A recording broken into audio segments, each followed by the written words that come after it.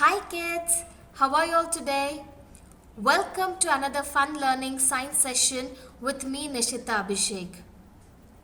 Children, do you remember about the life processes? Yes, we learned that all living things including all plants and animals, they have the same 7 life processes in common, isn't it? In today's video, we are going to learn about one of the life processes, that is reproduction. So in today's video, we will learn about human reproduction. Are you all ready? Let's get started.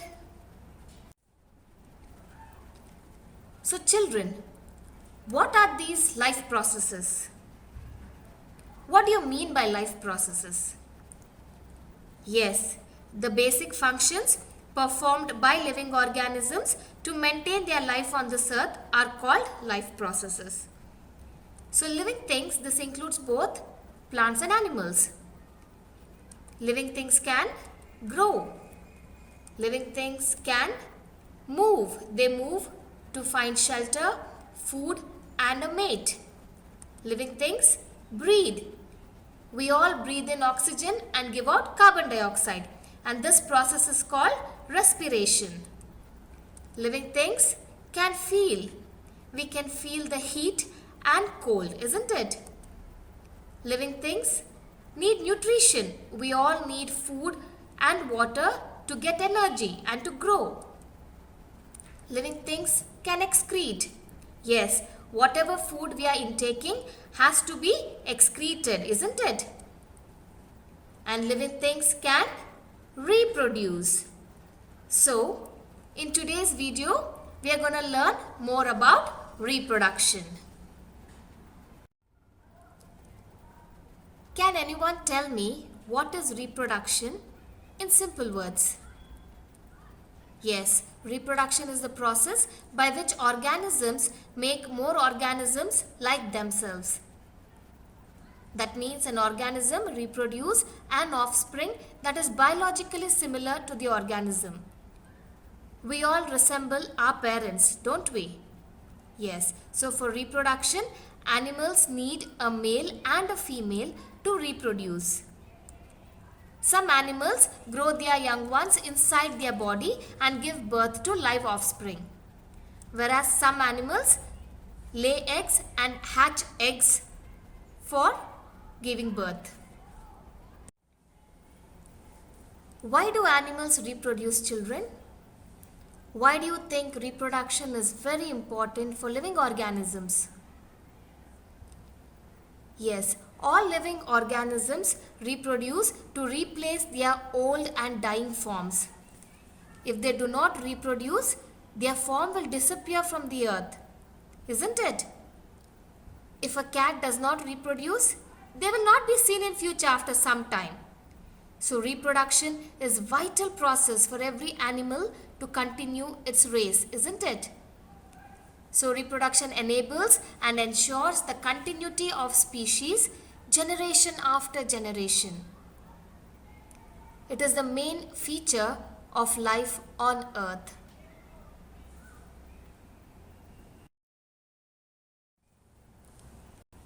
Human beings reproduce using a method called as sexual reproduction.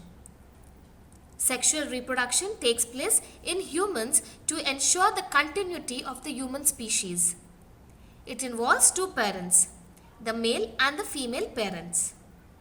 The male parent produces the male reproductive cells which are known as the sperm cells, while the female parent produces the female reproductive cells which are known as the egg cells. The male and female parent come together so that the reproductive cells can meet. Only one sperm is able to fertilize one egg. And this process is called as sexual reproduction. The sperm from the male fertilizes the egg from the female in the fallopian tubes.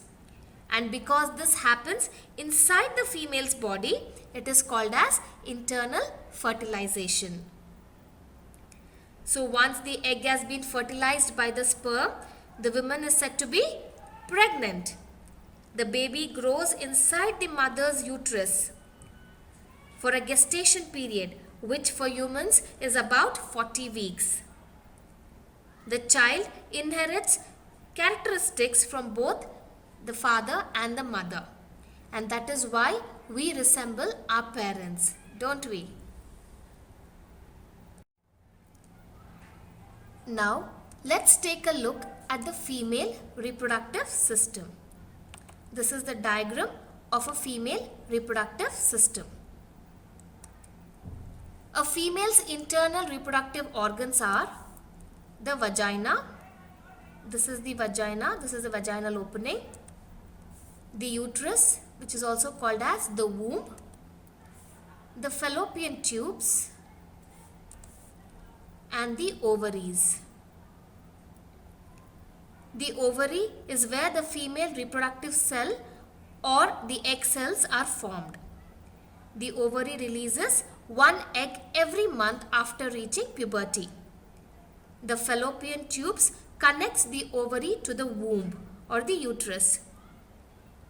The fallopian tube is where the sperm cell and the egg cell meet during fertilization. The womb or the uterus, it is a site where the fetus develops during pregnancy. Now, what is fetus? A fetus is a developing baby. The vagina, also known as the birth canal, is where the sperms are deposited during the sexual reproduction in human beings.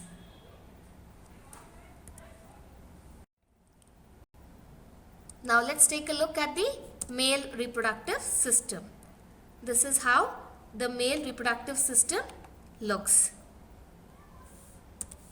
The male reproductive system includes the external genitals, that is the penis and the testicles.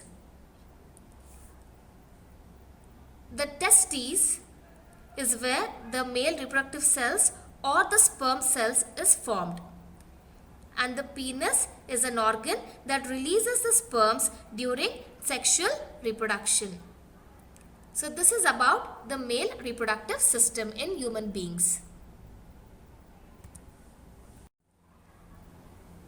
Children, just take a moment and think. From the time we are born till now, do we look the same? Is our body the same? No, right? We all keep growing, and there are a lot of changes externally and also internally, isn't it? Now you are in your adolescence age, and during adolescence children grow and their bodies develop and change as they become adults, and this stage of life is called puberty. Puberty is the time when humans reach sexual maturity. This means that their bodies become capable of reproduction. Some changes may happen internally, that is inside your body, and others are external. That means you can see what changes are happening in each one of us. Usually, girls begin puberty around 10 to 11 years and end puberty around 15 to 17 years. And boys begin puberty around 11 to 12 years and end puberty around 16 to 17 years. And these are some changes we observe when we reach puberty. For boys, we can see they have broad shoulders, wider chest, they can get acne and pimples on face, growth of facial hair and hair in their private parts, their muscles develop, their sex organs develop, the sweat production increases, the voice deepens, isn't it? It becomes hoarse, and even the Adam's apple may grow. For girls, the wider region below the waist, their mammary gland starts to develop, they get acne and pimples on face, again the growth of hair in the armpit and private parts. They just start growing very fast, isn't it? The sex organ starts developing, the sweat production increases, and for girls, they have a high-pitched voice. And the most important thing is, during puberty for females is the menstruation or the periods will start. So now let's take a look at the menstrual cycle or periods. Most girls get their first period when they are between 10 and 15 years old. The average age is 12. But every girl's body has its own schedule. So period is a sign that your body is maturing. So that one day, if you want to, you should be able to have a baby. By age 15, 98% of teens would have started their periods. As you can see in this picture, there are 4 phases in menstrual cycle. The first one is menstrual phase, then you have follicular phase, ovulation phase and luteal phase. We will not be concentrating much on these phases for this class. In your future, you will be learning about these cycle phases. So menstruation or periods. It's a normal vaginal bleeding that occurs as a part of women's monthly cycle. So every month, the body of a girl prepares for pregnancy. And if there is no pregnancy occurring, the uterus or womb sheds its lining. The menstrual blood is partly blood and partly tissue from inside the uterus. So the first thing you have to understand here is once a girl gets a period, she is into reproductive phase. Puberty is when humans reach sexual maturity. This means their body is capable for reproduction. Girls begin puberty around 10 to 11 years, whereas boys begin puberty around 11 to 12 years. In girls, menstruation or periods will start.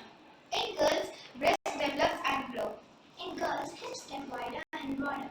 In boys, Adam's apple may grow and be more visible. In boys, voice changes and gets deeper. In boys, sperm is produced. In boys, penis and testicles get bigger. Both common in boys and girls. Increased level of sweat. Increased level of body odor. Body can go through large growth spurts. Chest and shoulders get harder. Acne may appear in the skin. The mood may change. Hair starts to grow on different parts of your body, including arm, leg, and face, and external. So now children, we have come to an end of this video and you have learned why living things need to reproduce. Reproduction is very necessary for living things because it enables them to create offspring and continue their population. Through reproduction, they pass on their genetic information to the next generation. This ensures that their species continues to exist on Earth, which is why the organism reproduces. So that's all for the day. Take care and I'll see you in the next video.